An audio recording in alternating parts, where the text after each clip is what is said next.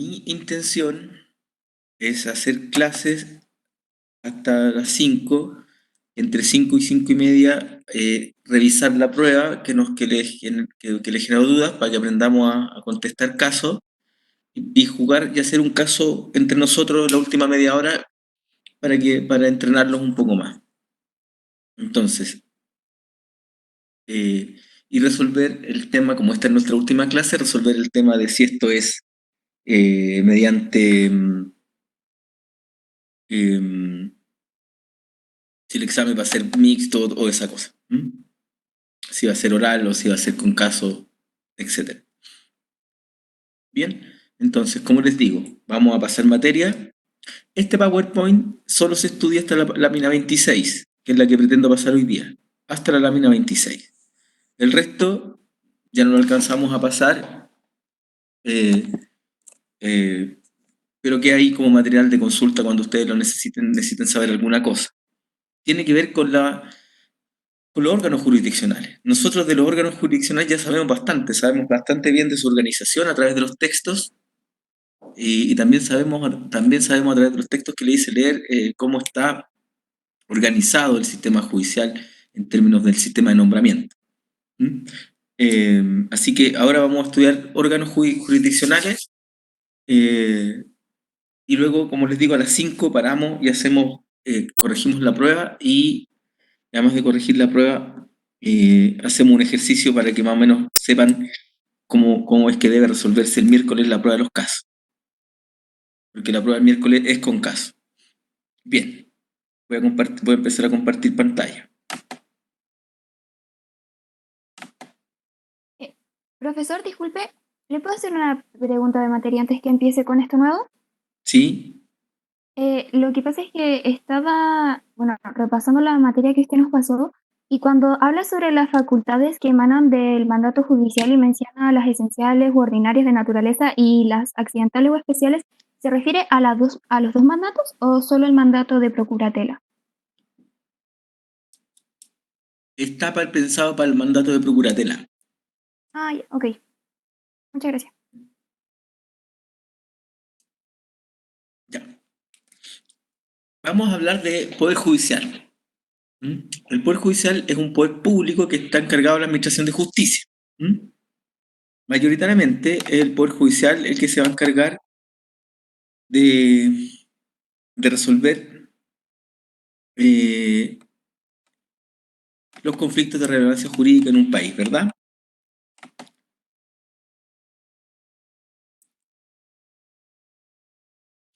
¿Cuáles son los tribunales que integran el Poder Judicial?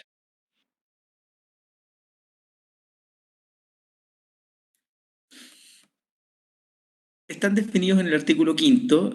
El artículo quinto habla de tribunales ordinarios, tribunales especiales. Estos dos, tribunales ordinarios y tribunales especiales, forman parte del Poder Judicial y el artículo quinto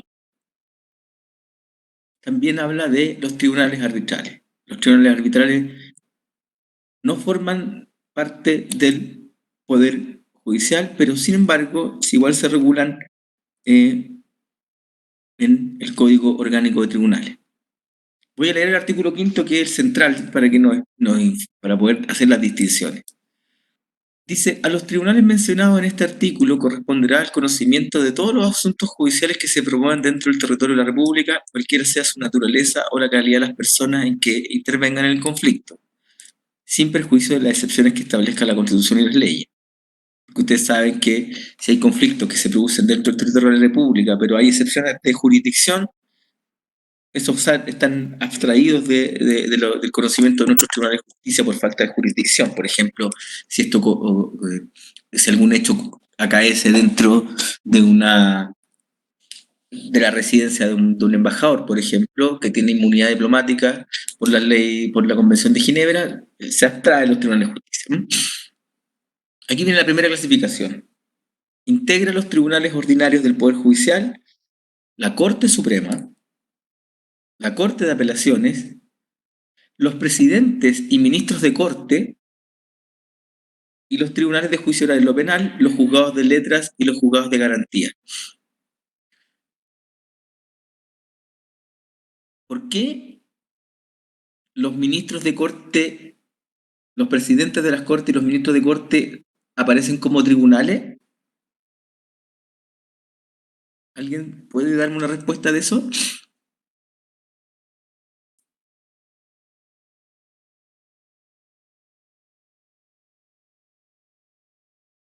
¿Se acuerdan cuando estudiamos fuero? Cuando estudiamos fuero, se elevaba la calidad de quien conocía en primera instancia. Las causales de fuero permiten que intervenga o un presidente de corte o un ministro de corte, ya sea de Corte de Apelaciones de Santiago o de presidente de la Corte Suprema. ¿Estamos? Y por eso son tribunales ordinarios, en el caso en que haya fuero. Los tribunales de juicio oral, lo penal, los juzgados de letras y los juzgados de garantía forman parte de los tribunales ordinarios. Son parte de tribunales ordinarios porque están regidos por el Código Orgánico de Tribunales. Toda la regulación les compete el Código Orgánico de Tribunales. Ahí está su estructura orgánica. Ese es su estatuto administrativo. A los tribunales de justicia que forman la Corte Suprema, las Cortes de Apelaciones, los presidentes y ministros de Corte, los tribunales de juicio oral, lo penal, los juzgados de letras y los juzgados de garantía. Pero esto se fue especializando y se crearon también otros tribunales especiales. Los tribunales especiales que forman parte del Poder Judicial son los juzgados de familia, los juzgados de letras del trabajo, los juzgados de cobranza laboral y previsional y los tribunales militares en tiempo de paz. Ellos son parte del Poder Judicial, son parte del Poder Judicial, pero no se rigen completamente por el Código Orgánico de Tribunales, sino que a ellos los rigen en cuanto a su organización y atribuciones las disposiciones orgánicas contenidas en la Ley 19.968, que es la Ley de Tribunales de Familia. El Código del Trabajo para los jueces del trabajo y cobranza laboral previsional. El Código de Justicia Militar y sus leyes complementarias para los tribunales militares en tiempo de paz, rigiendo para ellos las disposiciones del Código Orgánico solo cuando sus cuerpos legales citados se remitan en forma expresa a él. Los demás tribunales especiales se regirán por las leyes que establezcan y reglamenten sin perjuicio de quedar sujetos a las disposiciones generales de este Código. Los jueces árbitros se regirán por el título 9 de este Código. Ojo, ¿a qué se refiere con los demás tribunales se regirán por las leyes que establezcan y las reglamenten? ¿Qué otro tipo de tribunales conocen ustedes que no están aquí? Hernández levantó la mano.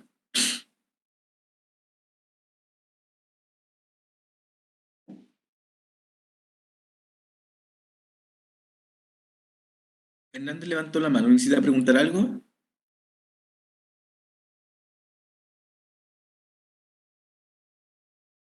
Bien. Ejemplos de tribunales especiales que no forman parte del Poder Judicial. Típica pregunta que le hacen a los alumnos. Ejemplo de tribunal especial que no forma parte del Poder Judicial. Bueno, están todos los tribunales electorales. Están creados por ley, ejercen jurisdicción en materia electoral y no forman parte del Poder Judicial. Alguien podría sostener también que el Tribunal Constitucional es un tribunal especial porque tiene su origen en la Constitución y es su ley orgánica constitucional, pero no forman parte del Poder Judicial.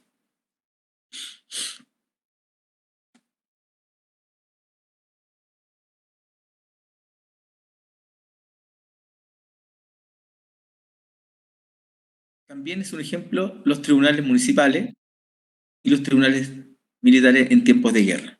Aquí donde dice director del Servicio de Impuesto Interno ya no corre porque ahora tenemos tribunales aduaneros y tenemos tribunales tributarios, que además sí forman parte del Poder Judicial por la ley, por su ley orgánica.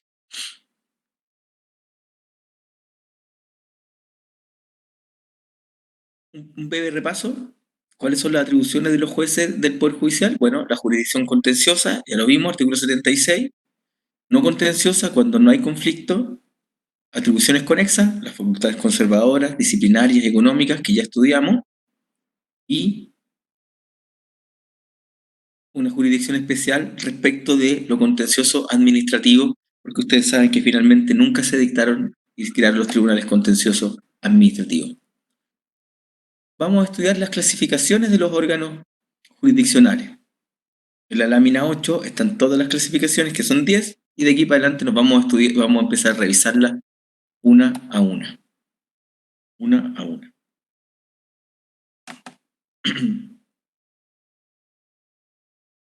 según su naturaleza se clasifican, y esto arranca del artículo 5, entre tribunales ordinarios, tribunales especiales y tribunales arbitrales.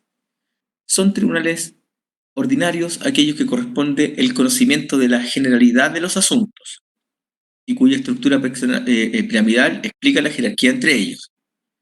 A la base, los jueces de letras, que conocen de competencias comunes, los jueces de garantía, los tribunales de juicio oral y lo penal. Luego, los tribunales unipersonales de excepción. Los tribunales unipersonales de excepción son los presidentes de las Cortes, los presidentes de las Cortes, los ministros de las Cortes, tanto apelaciones como Suprema, son tribunales especiales de excepción. Los presidentes de las Cortes y los ministros de las Cortes. Tribunales excepcionales de excepción. Recuerden que estos tribunales unipersonales de excepción se crean en función del fuero. En función del fuero. Corte de Apelaciones y Corte Suprema. Corte de Apelaciones y Corte Suprema. Estos son los tribunales ordinarios. Corte Suprema, Corte de Apelaciones, tribunales unipersonales de excepción, jueces de letras, juzgados de garantía, tribunales orales en lo penal. Pero con la especialización se crearon otros tribunales especiales, que los vamos a ver después. La Corte Suprema es el máximo tribunal, tiene la superintendencia, ya lo sabemos, directiva, correccional y económica, sobre todos los tribunales de la nación, elegidos, hay 21 miembros elegidos, tribunal colegiado, letrado, con competencia dentro del territorio del país, con sede en Santiago, porque es la capital de la República. Cortes de Apelaciones, superior jerárquico de los jueces de letras y de los tribunales orales en lo penal y de garantía de su respectiva jurisdicción, 17 cortes de apelaciones en el país. Tribunales colegiados, letrados, con competencia en su región o parte de su región, porque Santiago está dividido con 2 cortes y su asiento lo determina la ley. Luego están los tribunales unipersonales de excepción, tribunales letrados. Desde ya les advierto, letrado significa que son abogados, establecidos en forma permanente para conocer las materias que establece la ley. ¿Cuáles son? El presidente de la Corte Suprema, un ministro de la Corte Suprema, esto lo estudiamos a propósito del fuero, lo vuelvo a insistir, el presidente de la Corte de Apelaciones de Santiago y un ministro de la Corte de Apelación respectiva. Son todos temas de fuero. Luego, los jueces de letra, y tienen conocimiento para la generalidad de los asuntos en primera y única instancia. En estos, los jueces de letras, la ley también los llama tribunales mixtos, porque conocen de varias materias. Hay tribunales mixtos de 3 materias, que conocen civil, penal y familia. Hay otros de 4 materias que conocen civil, penal, familia, laboral. Y hay 5 materias que conocen todas las materias para como unas chiquititas. Civil, cobranza, familia, penal y laboral. Se llaman tribunales mixtos. Tienen competencia común para todas las materias.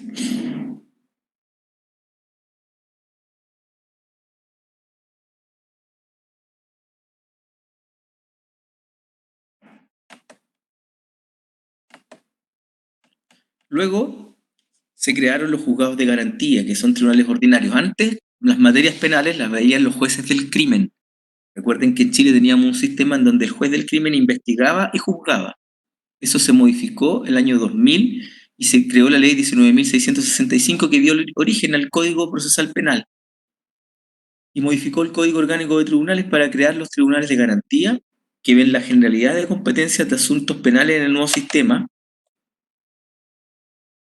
y también conocen los procedimientos simplificados y el procedimiento monitorio y abreviado. Eso lo van a ver con su profesor de procesal, penal, no conmigo.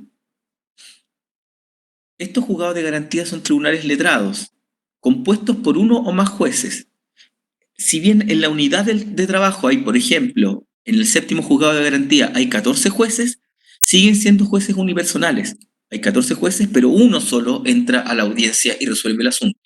No son tribunales colegiados, sino que son tribunales que tienen varios componentes, pero resuelven en forma unipersonal, con competencia en primera o única instancia, con competencia dentro de una comuna o agrupación de comunas y que ejercen su competencia, ya lo expliqué, en forma unipersonal.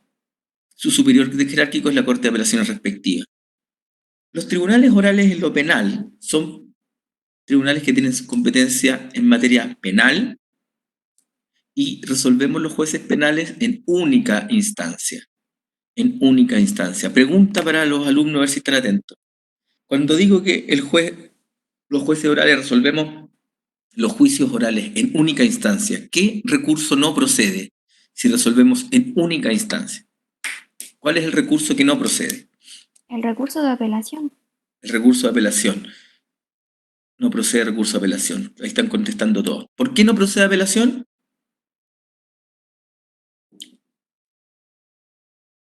Porque es la apelación la que abre, muy bien, porque es la apelación la que abre la instancia. Y si aquí es única instancia, no procede apelación. Respecto de los jueces orales procede el recurso de nulidad de la sentencia definitiva. Los tribunales de juicio oral penal son tribunales letrados, porque son todos jueces, son colegiados en composición y funcionamiento. Me refiero a que nosotros los jueces orales tenemos que resolver en sala, nunca solos, aunque hay alguna modificación en ciernes a propósito de la amenaza del COVID, ya se las voy a comentar algún día, pero en general resuelven en forma colegiada y tienen competencia sobre una comuna o agrupación de comunas. Su superior jerárquico es la Corte de Apelaciones respectiva. Por ejemplo, mi tribunal tiene competencia respecto de los delitos que se cometan en la comuna de Santiago, en la comuna de Estación Central y en la comuna de Quinta Normal. Solo ahí yo soy competente y mi superior jerárquico, si yo estoy en Santiago, mi superior jerárquico es la Corte de Apelaciones de Santiago. El Código Orgánico incorpora a la jerarquía del Poder Judicial a tribunales que están ahí mismo, que son los juzgados de familia, los juzgados de letras del trabajo, los juzgados de cobranza previsional y los tribunales militares en tiempo de paz. Los tribunales especiales se subdistinguen en dos, en los tribunales especiales que forman parte del Poder Judicial y los que no forman parte de este Poder Judicial. Los que forman parte del Poder Judicial son estos cuatro: juzgados de familia, por la ley 19.968, los juzgados de letra del trabajo, que están regulados en el Código del Trabajo, al igual que los juzgados de cobranza laboral y previsional, y luego forman parte del Poder Judicial en su calidad de tribunal especial los tribunales militares en tiempo de paz, y su regulación está en el Código de Justicia Militar. El Código Orgánico de Tribunales rige en forma supletoria cuando la ley que los creó se remiten expresamente a ellos. Y luego están los tribunales que no forman parte del Poder Judicial y ellos se rigen, perdón, se rigen por las leyes que los establecen, quedando sujetos solo a las disposiciones generales del Código Orgánico de Tribunales, como son el principio de oficialidad, la inexcusabilidad, etc. Los principales, los juzgados de policía local, los juzgados militares en tiempo de guerra, la Contraloría, que podría considerarse en algunos aspectos un tribunal cuando es juicio de cuenta, los tribunales de libre competencia. Vuelvo a decir que el director general del Servicio de Impuesto Interno ya no, porque ahora existen los tribunales tributarios aduaneros y por tanto la letra E y la letra F hay que eliminarla. Y los alcaldes también pueden ser, según la ley orgánica de municipalidades, conocer los alcaldes como tribunal unipersonal. Los tribunales de marcas, entre otros. Son tribunales especiales. Finalmente, el Código Orgánico de Tribunales habla de los tribunales arbitrales. Habla de los tribunales arbitrales. Cada día, en materia civil, las partes están prefiriendo sustraer de la justicia ordinaria los conflictos civiles porque está un poco lenta, etc., y someten sus conocimientos a los jueces árbitros. Los árbitros son jueces nombrados por las partes o por la autoridad judicial en subsidio cuando no hay acuerdo de las partes para la resolución de un asunto litigioso. Esa es la definición del artículo 222. Están regulados en los artículos 222 y siguientes respecto de las facultades y atribuciones de los árbitros y en un apartado especial del Código de Procedimiento Civil en los artículos 628 a 644 que da cuenta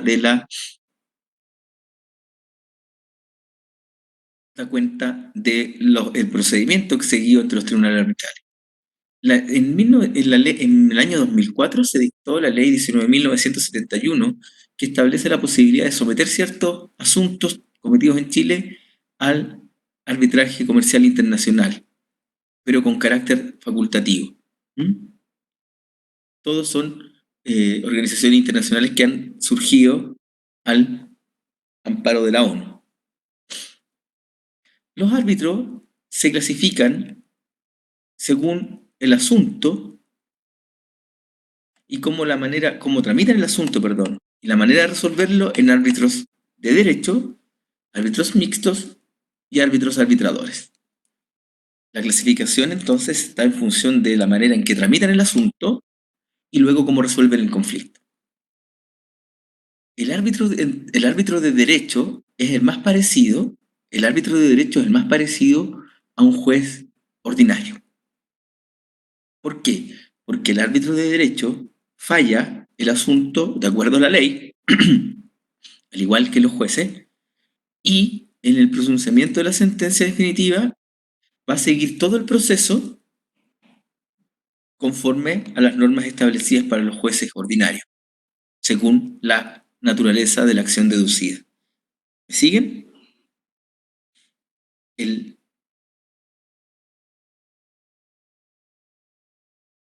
árbitro de derecho, entonces, es lo más parecido a un juez porque tiene que seguir el procedimiento que está en el Código de Procedimiento Civil y además dictar sentencia con los requisitos que establece el Código de Procedimiento Civil.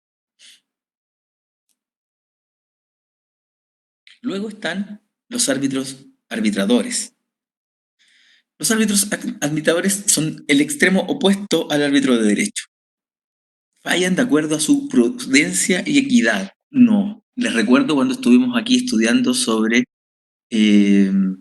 jurisdicción de equidad. Vayan de acuerdo a su prudencia y equidad. Las partes le dicen, mire, no aplique la ley, aplique justicia, aplique su criterio. Y en cuanto al procedimiento, el árbitro arbitrador crea su propio procedimiento. Deben aplicar las reglas que las partes hayan indicado en el acto constitutivo del compromiso, es decir, las partes en el acto compromisorio pueden establecer el procedimiento mínimo, pero si las partes nada han señalado, el propio juez va a establecer las normas mínimas y va a oír también a la parte para que nos asegure que es lo básico en el debido proceso y lo cual ningún juez puede abstraerse. La obligación de escuchar ambas partes, que es lo que se llama el principio de bilateralidad de la audiencia, y la manera en que se van a agregar al proceso los documentos para que la contraparte también pueda hacerle observaciones a los documentos que la otra parte presenta. Esos son los árbitros arbitradores. Entonces, son lo menos parecido a un juez como tal porque no está obligado a seguir las reglas de procedimiento y tampoco está obligado a seguir la ley al momento de resolver el conflicto. Finalmente, están los árbitros mixtos. Los árbitros mixtos son un equilibrio entre ambos tipos de arbitraje. ¿Por qué? Porque van a resolver conforme a derecho. Es decir, en eso se parecen a un árbitro de derecho. Vamos a respetar la ley al momento de resolver el conflicto. Pero en respecto de la manera de resolver el conflicto, el arbitrador, lo que va a hacer, el árbitro mixto, lo que va a hacer es permitirle a que las partes vayan dándole luz respecto a cómo tramitar el procedimiento. Entonces, un árbitro mixto es aquel que falla conforme a derecho, pero respecto de las normas de procedimiento sigue lo que las partes le indican o él mismo va generando el proceso. Profesor, Sí. y por ejemplo, los árbitros, arbitradores, ¿dónde están? ¿Están en un tribunal y yo puedo ir con mi, no sé, No. cliente y llegar a él? No. ¿O están en No, otra no. parte? Usted tiene la siguiente opción. El árbitro, usted puede poner en la cláusula compromisoria, usted puede poner el nombre del árbitro. En caso de dudas, se someterá y se le dará calidad de árbitro arbitrador al señor Juan González Pérez. También, en los tribunales, en las distintas cortes de apelaciones, hay un registro de personas que están inscritas como árbitros en las cortes. Entonces, cuando usted no puso en la cláusula el nombre específico del árbitro, usted cuando vaya al tribunal a designar árbitro, porque vamos a ver que el procedimiento se designa ante el tribunal si es que no hay acuerdo, vamos a proponer, las partes pueden proponer los nombres que ellos quieran, pero si no hay acuerdo, el juez va a sacar del listado de árbitros arbitradores. También la Cámara Chilena de Comercio, en especial la Cámara de Comercio de Santiago, que es la que tiene el mayor cantidad de conflictos, tiene en su listado un conjunto de árbitros que usted puede acudir a ellos. Pero son tribunales eventuales. Muchas de estas personas son abogados que realizan ejercicio libre de la profesión y entre medio realizan labores de jueces árbitros. Entonces, ¿un abogado normal podría ser juez árbitro? Sí, ¿Si las partes un lo eligen? abogado cualquiera puede, basta con que vaya a la corte, se inscribe para que alguna vez lo nombren, o puede hacerse prestigioso y las partes lo conocen, saben que el sujeto es criterioso, lo pueden designar árbitro. Ah, ya, ok. Muchas gracias. El único requisito para los árbitros de derecho, al menos, y los mixtos, hay una tesis del presidente Patricio Elwin. Él hizo su tesis en arbitraje, es un texto muy, muy bien hecho. Es el libro más completo de arbitraje que todavía existe en Chile, pese a la cantidad de años que lo hizo Patricio, para que ustedes sepan.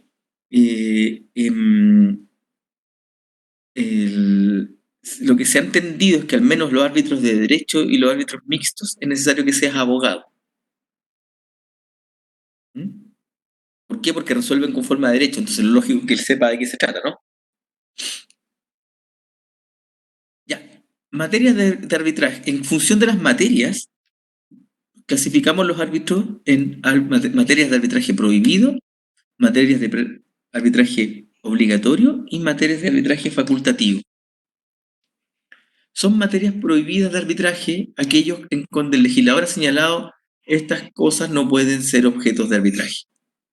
El legislador entiende que las cosas más complejas, más sensibles, las saca de la posibilidad del arbitraje y prefiere que sea el juez profesional el que la resuelva.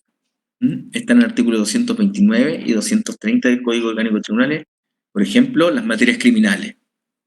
Las materias criminales.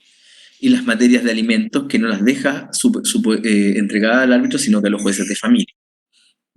Entonces, hay que ver la casuística, pero lo importante es que hay materias de arbitraje que están prohibidas. Hay cosas que nunca pueden someterse a un árbitro. Hay otras, por el contrario, que el legislador dice, estas materias las tiene que ver un árbitro y no un juez. Entonces, son materias de arbitraje obligatorio, aquellas que el legislador ha sometido al conocimiento y resolución de un árbitro, no pudiendo ser resuelta por tribunales ordinarios. Una de ellas es la partición de bienes, que es un lío. La partición de bienes se produce cada vez que entre unas personas se forma una comunidad de bienes, es decir, dos o más personas son dueñas de un mismo bien. Cuando alguien quiere liquidarla y separarse, lo puede hacer voluntariamente. Por ejemplo, tenemos una casa con mi exmujer, está a nombre de los dos, la vendemos y nos dividimos el dinero entre ambos, ahí operó la partición de común acuerdo. Pero si no hay acuerdo y una de las partes quiere más dinero que la otra, tiene que ir a hacer la liquidación a un partidor de bienes que es un árbitro de materia de arbitraje obligatorio. Finalmente, se llaman materias de arbitraje facultativo todo lo que queda en el intermedio, es decir, aquello que no está prohibido de arbitraje y aquello que no es arbitraje obligatorio puede ser sometido a arbitraje. Entonces, son materias de arbitraje facultativo, asuntos que no siendo de arbitraje prohibido o obligatorio, las partes pueden voluntariamente sustraerlas del conocimiento de los tribunales que establece la ley, para ponerlos en conocimiento de un juez árbitro. Eso está en el artículo 228 del Código Orgánico de Tribunales. En general, para designar árbitros se requiere voluntad y capacidad de todas las partes. El mecanismo para designar un árbitro es a través de un compromiso o una cláusula compromisoria. Un compromiso es un contrato en que usted, el único objeto del contrato es sustraer el conocimiento de una causa y llevarla a un tribunal arbitral. Y la cláusula compromisoria es una cláusula que está inmersa dentro de un contrato, cualquiera, en donde las partes manifiestan la necesidad de someterlo a un arbitraje. En la semana yo les mandé y lo subí a la página un documento que tenía, o sea, una contestación respecto de una incompetencia de un árbitro. Ahí había una cláusula compromisoria. Ahí había una cláusula compromisoria. Estaban en el documento decía las cuestiones relativas a la determinación de los honorarios del juez árbitro, o sea, del corredor de propiedades, porque se trataba de la venta de una casa, serán sometidas a un árbitro mixto. Eso es una cláusula compromisoria. Está dentro de otro contrato. Dentro de otro contrato. Profesor, Sí, ¿cuál es el peso del fallo que dé el juez árbitro? es obligatorio. Es obligatorio. Ay, ok, o sea, Lo también es único, obligatorio. ¿También el lo juez único, podría como imponer el cumplimiento forzado de la sentencia? sí, lo único que no tiene el juez árbitro, lo único que no tiene es poder de imperio. Es decir, él no podríamos hacer ante él el cumplimiento incidental del fallo. No podríamos hacer porque él no le puede ordenar a la fuerza pública que embargue, no le puede ordenar a la fuerza pública que retenga bienes ni que desaloje gente. ¿Me siguen? Sí. Entonces, ¿qué hace? ¿Qué debiera hacer uno con la sentencia arbitral notificada y ejecutoriada? Es título, la sentencia ejecutoriada de un tribunal arbitral es título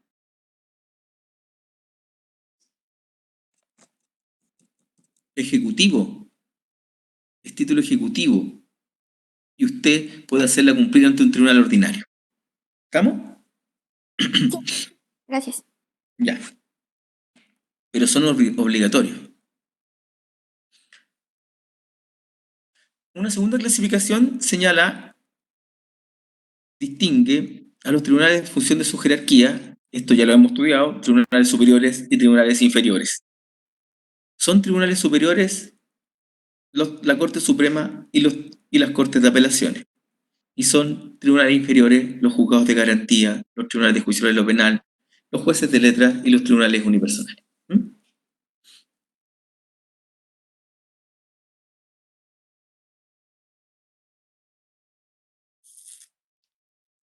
Ahí están las normas que establecen las contiendas y cuestiones de competencia, que es cosa que estudiamos ya para la clase anterior. O sea, para lo anterior, la clase pasada. Una tercera clasificación funciona sobre la base de quiénes forman el órgano que resuelve. Y conocemos entre tribunales colegiados y tribunales unipersonales.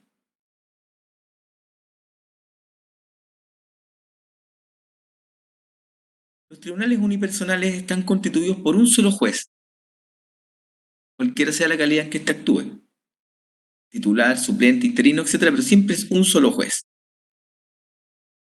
Y se llaman colegiados aquellos tribunales que están constituidos por más de un juez, debiendo ejercer su función jurisdiccional conjuntamente sus distintos integrantes de acuerdo al quórum previsto por la ley. En Chile se ocupa el quórum de las mayorías. En Chile se ocupa el quórum de las mayorías. En tribunal oral son 3 jueces, entonces para tomar decisiones bastan 2. En las Cortes de Apelaciones también, son 3 los ministros de Corte de Apelaciones, para tomar la decisión bastan 2. En la Corte Suprema las salas funcionan con 5 ministros y obviamente para formar convicción y tomar una decisión bastan 3. ¿Estamos? Chile tiene un sistema mixto, en sentido de que tiene tribunales unipersonales, por ejemplo, todos los jueces de familia son unipersonales, todos los jueces de garantía son unipersonales, todos los jueces de letras son unipersonales y tienen también tienen tribunales colegiados, como los tribunales de juicio oral en lo penal, las Cortes de Apelaciones y la Corte Suprema, también las Cortes Marciales. ¿Estamos? Estas láminas pasan de largo, yo no tengo ningún interés en la lámina 17 saber cuánto jugaba ahí en cada lado. ¿Estamos? Una cuarta clasificación clasifica entre tribunales o jueces legos y tribunales o jueces letrados. Hablamos de tribunales legos cuando no se requiere para ejercer la función el título de abogado. Por ejemplo, los tribunales ambientales no requiere ser usted abogado para ser juez de un tribunal ambiental. ¿Mm? También se ha sostenido en la doctrina que para ser árbitro mixto, para ser árbitro arbitrador tampoco requiere título de abogado. ¿Mm? Y tribunales o jueces letrados son aquellos que es requisito para poder ser juez previamente ser abogado. Respecto de los tribunales ordinarios, se requiere ser letrado, y en el caso de los tribunales especiales, la mayor parte de los tribunales especiales requieren jueces letrados. Los jueces de familia, los jueces del trabajo, los jueces de policía local, salvo cuando se trata del alcalde, también los árbitros de derecho. Pero también hay jueces legos. Como les dije, en ejemplo, los árbitros arbitradores pueden ser legos, los tribunales militares en primera instancia son militares, no necesitan ser abogados. En el caso de los tribunales de defensa en libre competencia, también tienen composición mixta. De hecho, uno de los miembros lo puede ser un decano de la Facultad de Economía, de alguna universidad reconocida por el Estado, etc. Como les cuento, los tribunales ambientales tampoco requieren que sea el juez que resuelva la causa abogado.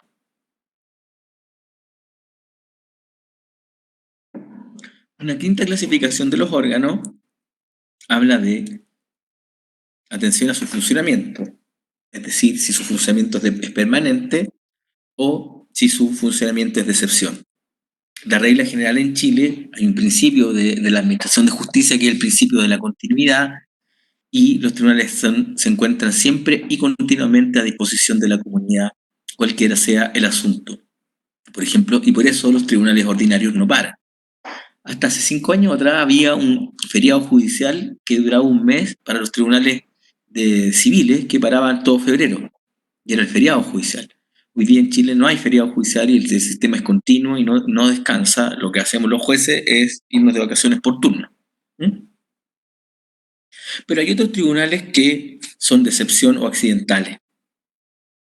Estos tribunales de excepción son aquellos que se constituyen para el conocimiento de un asunto determinado y en los casos en que prevé la ley, como el ejemplo de los jueces árbitros. Un juez árbitro es eventual, una persona puede estar desarrollando sus funciones como abogado, llevando causas, etcétera, tramitando sus propias causas, y un día se le designa juez árbitro.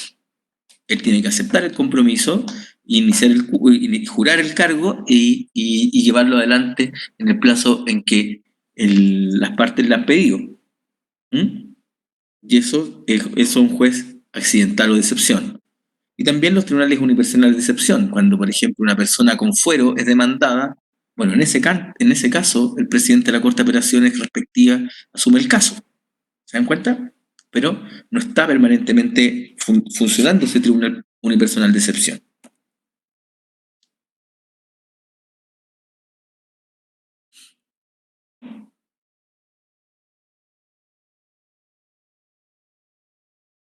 En atención al tiempo, clasificamos entre tribunales temporales y tribunales perpetuos. Son tribunales temporales aquellos que ejercen jurisdicción por un tiempo determinado, por disposición de ley o acuerdo de las partes, y son tribunales perpetuos aquellos en que los jueces ejercen indefinidamente el cargo y permanecerán en él mientras dure ese buen comportamiento y no alcancen los 75 años de edad.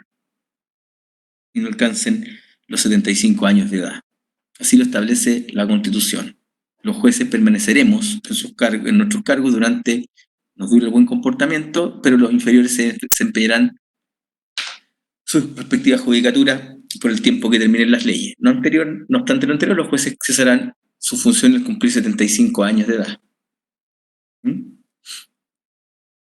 salvo el caso del presidente de la Corte Suprema, quien continuará en su cargo hasta el término de su periodo. Es decir, si en Chile el cargo de presidente de la Corte Suprema dura 2 años, si asume a los 74 años el presidente de la Suprema, él va a ser ministro hasta los 76 porque se va a extender el cargo por un año. Y también hablamos de jueces temporales.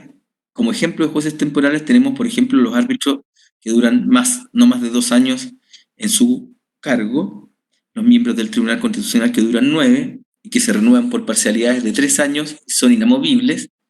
También cesa su cargo al cumplir 75.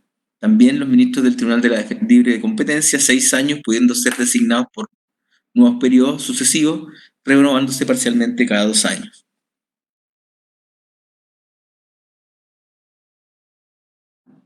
En atención a los lugares en que ejerce su función, tribunales sedentarios y tribunales ambulantes. En general, esta es una clasificación que ya tiene muy poco sentido. La mayor parte de los tribunales son sedentarios, aquellos que tienen su asiento en un lugar determinado y ejercen dentro de ese territorio su labor, y las partes tienen que ir a acudir a él. En Chile, el 99% de los casos se trata de jueces sedentarios.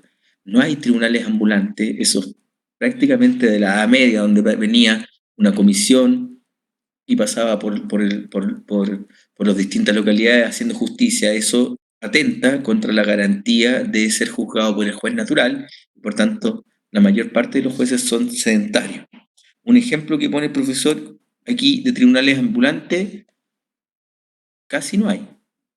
Son tribunales ambulantes aquellos que se desplazan sin tener una sede fija.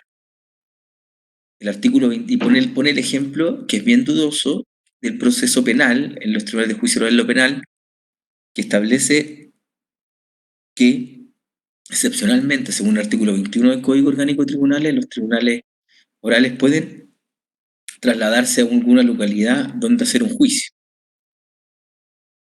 ¿Por qué? Porque no en todas las comunas hay tribunal oral. No en todas las comunas hay tribunal oral. Por ejemplo,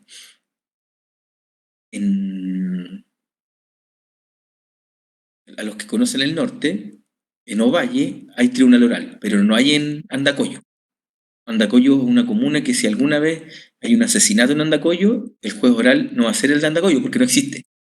Vamos a tener que llevar el juicio a La Serena. Vamos a tener que llevar el juicio al tribunal oral de La Serena, que es la ciudad que queda más cerca. ¿Mm? Entonces, ¿qué podría pasar? Que todos los testigos están en Andacollo y que cueste mucho bajar desde Andacollo, que está en la cordillera, a La Serena. ¿Qué podría hacer el tribunal oral? Subir a Andacollo. O pedirle el prestado al tribunal, al juez de garantía de Andacollo y hacer el juicio oral ahí. ¿Mm? Eso es, pero tiene muy poca aplicación. Según la extensión de la competencia, hablamos de jurisdicción, de tribunales que tienen jurisdicción o competencia común, y hablamos de tribunales que tienen jurisdicción o competencia especial. Cuando hablamos de jueces con jurisdicción especial, estamos hablando de tribunales ordinarios que son facultados solo para conocer de un determinado materia. En ese sentido, los jueces de garantía, los jueces penales, los jueces laborales, los jueces de cobranza y los jueces de familia son jueces que tienen una jurisdicción entendida como competencia especial, porque solo vemos eso. Pero hay otros jueces que tienen jurisdicción, en este sentido, competencia común. Son tribunales ordinarios facultados para conocer de toda clase de los asuntos. Por ejemplo, mi primer cargo como juez fue en una comuna que se llama Combarbalá. Y ahí yo fui juez de cobranza del trabajo, fui juez laboral, fui juez de familia, fui juez penal y fui juez civil. Porque en ese tribunal era tan poquito el trabajo, cierro la puerta, que solo se conoce de todas las materias. ¿Mm? El juez conoce todas las materias. Pero la regla general en todas las materias del conocimiento humano es la especialización. Y por tanto, ustedes ven al médico. Cuando tiene un problema al corazón, no va al pediatra, va al cardiólogo. Si tiene un problema en la cabeza, va al neurólogo. Si tiene un problema en los riñones, va al nefrólogo. ¿Me siguen? La tendencia general es la especialización. Por eso hay jueces penales, jueces civiles, jueces laborales, jueces de familia, porque las materias son diversas y porque cada uno ve cosas distintas. ¿Mm?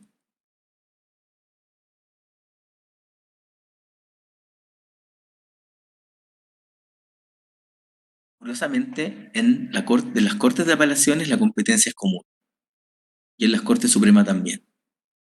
En las Cortes de Apelaciones conocen de todos los asuntos y la Corte Suprema también conocen de todos los asuntos. Quizá en la Corte Suprema hay un pequeño sistema de especialización porque están, como son 21 ministros, dividen en 4 salas, y hay una sala civil, otra penal, otra administrativa y otra de familia.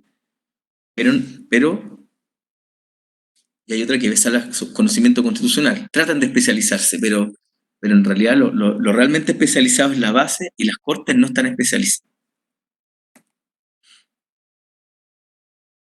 No vaya a llegar al análisis que está en la lámina 21 y 22, no se preocupen.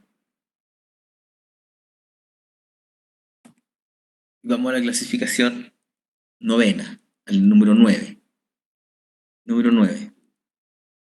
Vamos a clasificar en función de las funciones que ejercen los jueces. Las funciones que ejercen los jueces.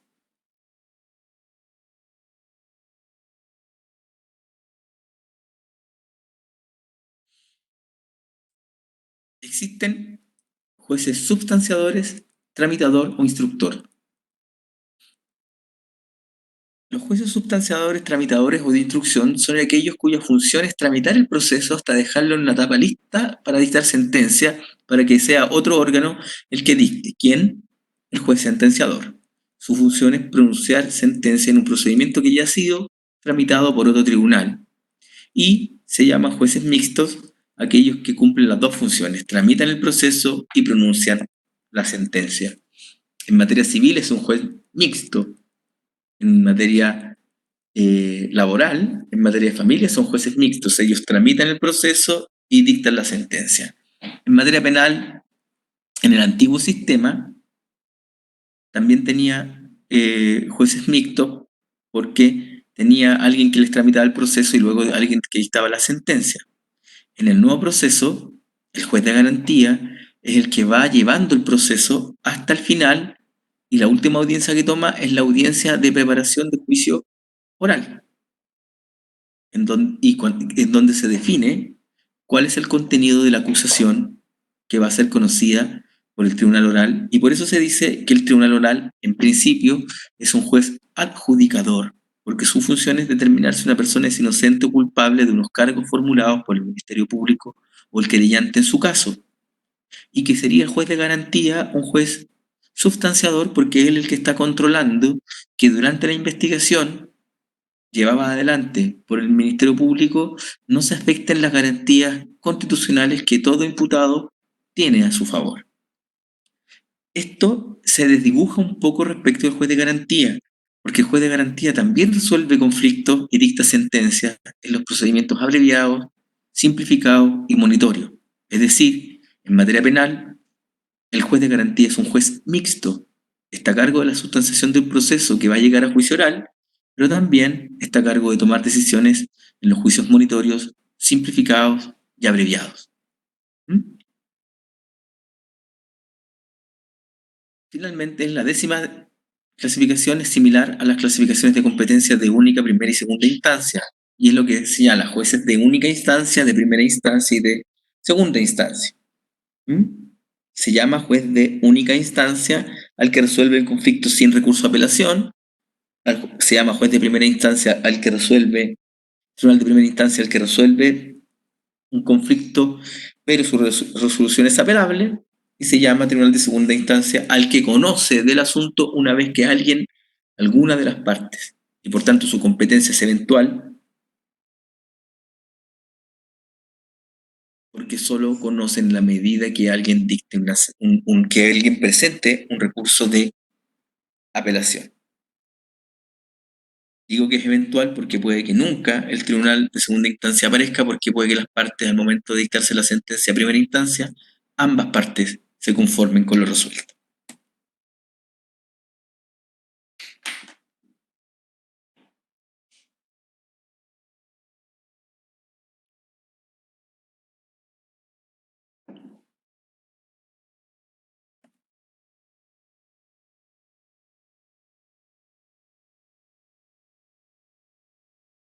La 11ª clasificación da cuenta de cómo se resuelve el conflicto y clasifica entre tribunales de derecho y tribunales de equidad. Son tribunales de derecho aquellos que dictan sentencia con sujeción a establecido en la ley, y son tribunales de equidad los que se encuentran facultados para pronunciar su sentencia aplicando los principios de equidad. Los principios de equidad. El artículo, la regla general en Chile es que se aplique la jurisdicción de derecho. Si ustedes miran el artículo 170 está la clasificación de las sentencias y de los requisitos de la sentencia. Y los requisitos de la sentencia definitiva del artículo 170 número 5 dice, solo a falta de ley los jueces se encuentran facultados para resolver el conflicto aplicando principios de equidad. Dicen, las sentencias definitivas contendrán la enunciación de las leyes y en su defecto, cuando no hay leyes, los principios de equidad con arreglo a los cuales se pronuncia el fallo. A diferencia de los tribunales de equidad que resuelven ajustando su decisión a lo que su prudencia y equidad le dictaren. El único ejemplo que les puedo señalar son los árbitros arbitradores. Árbitros arbitradores. Y por eso un árbitro arbitrador no es necesario que sea abogado, porque para tener prudencia y equidad no es necesario ser abogado. De hecho, hay muchos abogados que no tienen prudencia ni equidad, ¿o no?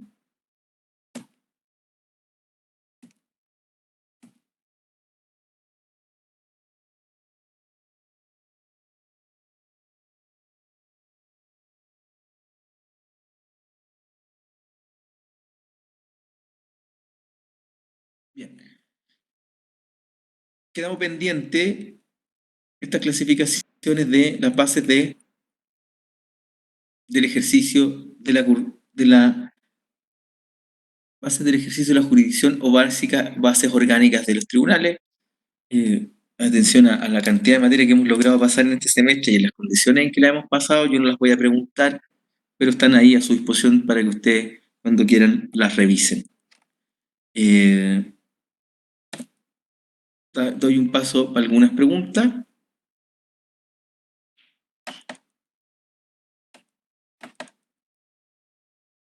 Y quiero que nos concentremos ahora en la prueba que hicimos. Revisemos la prueba porque esto les va a servir para la prueba del miércoles.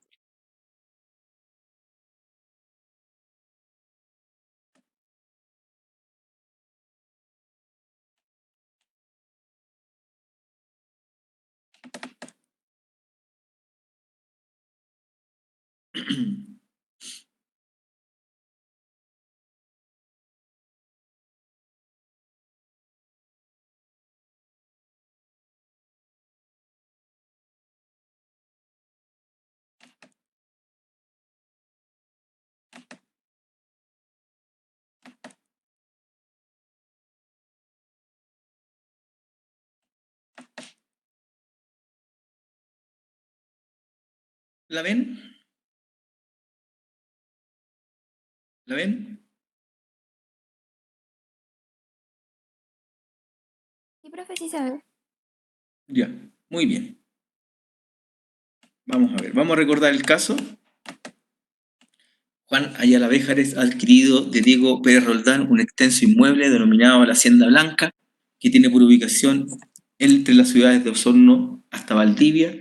En el contrato de compraventa de dicho inmueble se ha establecido que todas las cuestiones relativas a su interpretación y cumplimiento son de competencia de los tribunales civiles de Santiago, es decir, hay una prórroga de competencia expresa, porque está escrita, prórroga expresa. Al poco andar, no se le paga el precio al vendedor porque el comprador ha tenido ciertos problemas de liquidez Pérez Roldán consulta con un abogado y se presenta una demanda a los juzgados civiles de Valdivia, contrariando, como podemos ver, una cláusula expresa, por cuanto él vive allá y prefiere litigar cerca de su domicilio. Dentro de plazo y siendo notificado válidamente en su domicilio en Santiago, Ayala contesta la demanda argumentando que ha pagado parcialmente el pago dentro del plazo. El juicio continúa hasta ahora. La primera era analice la situación de la competencia. Iban a tener un punto aquellos que fueran capaces de distinguir bien. Distinguir bien. O sea, recuerden, todos partían con un 1 porque tenían punto base.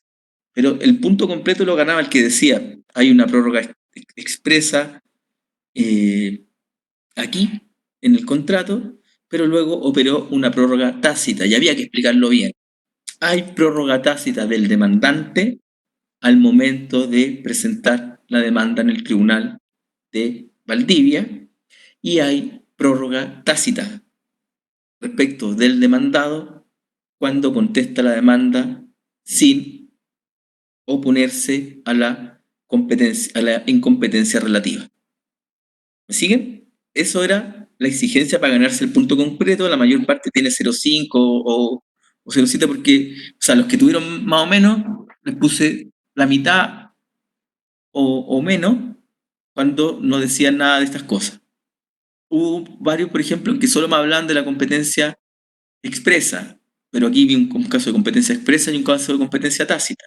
Hubo unos que me dijeron hay un caso de competencia expresa porque estaba en el contrato y hay competencia tácita del demandante, pero se le olvidó que para que esto funcione bien es la competencia tácita también del demandado. Cuando ahí recién gana competencia el Tribunal de Valdivia, cuando el demandado no reclama. Y algunos de ustedes no lo dijeron correctamente. La segunda pregunta, la buena parte la tuvo mal, yo creo que porque no leen o porque además se comparte información y no tienen la precaución de reflexionar un poco. Señale bajo qué método, es decir, forma de notificar, fue posible que el Tribunal de Valdivia realizara válidamente la gestión de notificación. Solo estoy pensando cómo un Tribunal de Valdivia puede notificar en Santiago, porque lo dice, en un territorio diferente al suyo. Como esta prueba era de competencia y jurisdicción, yo puse un caso que estaba en la materia de jurisdicción. La única forma de que un tribunal ejerza atribuciones, o sea, ejerza actos procesales fuera de su territorio jurisdiccional, que en este caso es el de Valdivia, es que le pida a un tribunal que tiene competencia en ese territorio que lo haga. Y varios de ustedes, cerca de 10, un poquito más, dijeron por exhorto. Por exhorto. Esa era la respuesta. Porque la pregunta apuntaba bajo qué método se pudo notificar válidamente. Y la única forma de notificar válidamente era por exhorto.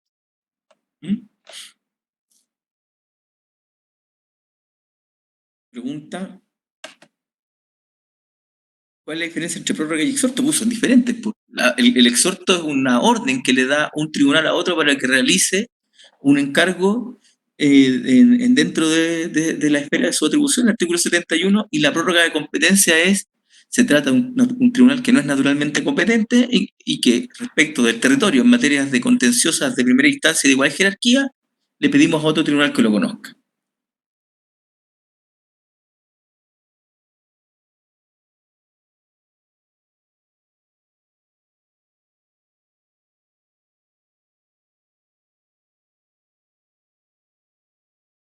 Entonces, ojo con lo que yo estaba preguntando por el método, porque los que contestaron que se trata de un caso de prórroga de la competencia, esa respuesta estaba en la primera. ¿Para qué voy a preguntar lo mismo que en la primera?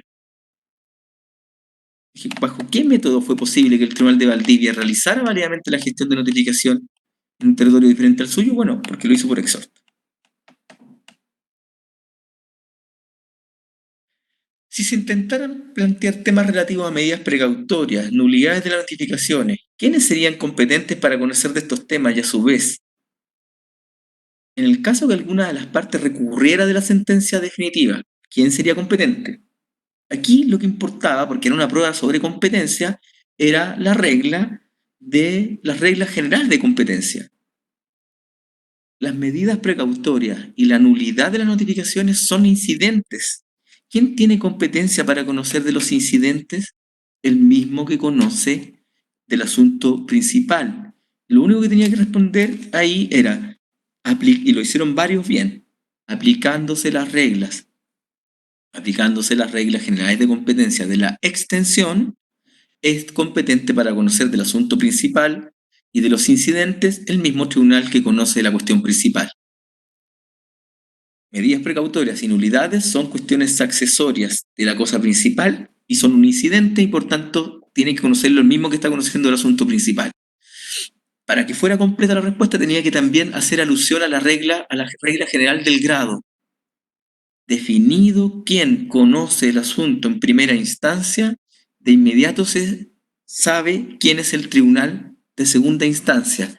En materia de segunda instancia no opera la prórroga de la competencia, porque opera la regla del grado. Y por tanto lo que tenían que decir, en caso que alguna de las partes apelara de la sentencia definitiva, quien debe conocer es la Corte de Apelaciones de Valdivia, pues es el superior jerárquico del Tribunal Civil de Valdivia.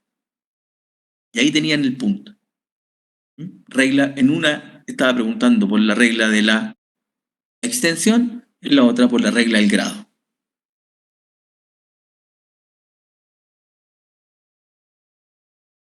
Acá. Suponga que el tribunal dicta sentencia definitiva y acoge la demanda y ordena el pago del precio faltante en esta operación de venta del inmueble. Suponga también, la sentencia fue notificada a ambas partes y ninguna ha presentado recurso alguno. ¿Desde cuándo se puede ejecutar la sentencia y qué mecanismo le propondría usted al demandante para hacerla efectiva la fase de ejecución y ante qué tribunal? De partida, si ya estamos hablando de tribunal, es porque no operó lo que muchos dijeron, el cumplimiento voluntario. No obstante, alguno que puso el conocimiento voluntario le puse algunas décimas porque a ninguno lo quise dejar con cero. La respuesta correcta, en este caso, era, primero, le estoy preguntando desde cuándo está ejecutoria la sentencia.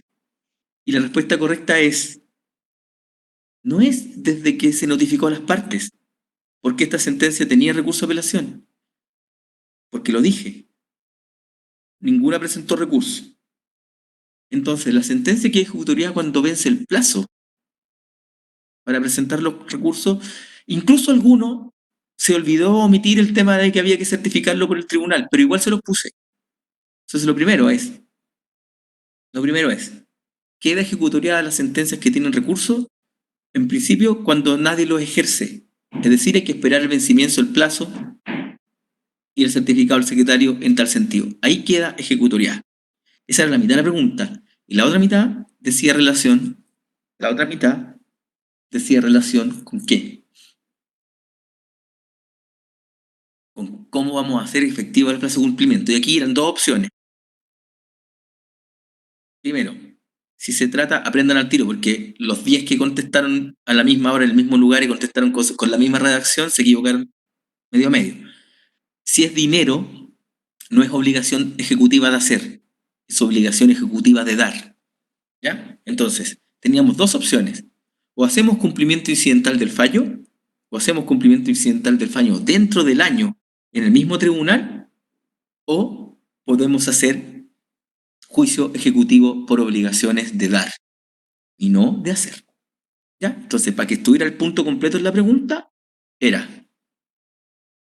punto completo a quien decía que la sentencia estaba ejecutoriada cuando se vencía el plazo para oponer recursos y ninguna de las partes lo ha hecho, más el certificado del secretario, y lo que le recomendaría a su cliente en fase de ejecución, dado que ya estamos buscando ante qué tribunal, es ante el tribunal que dictó sentencia y hacemos cumplimiento incidental del fallo, o juicio ejecutivo por obligación de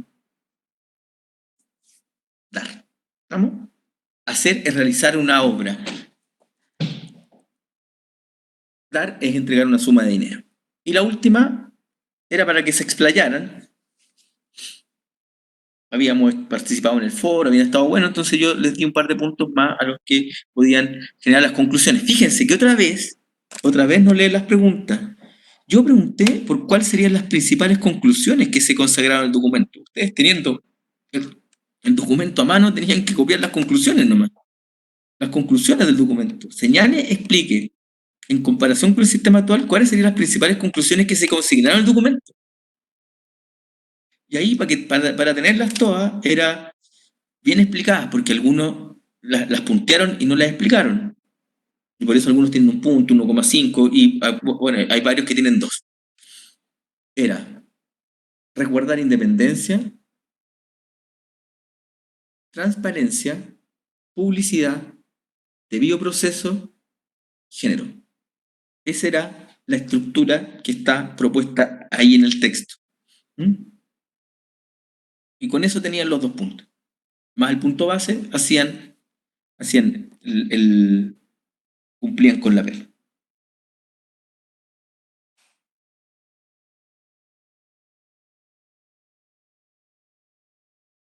¿Alguna otra duda?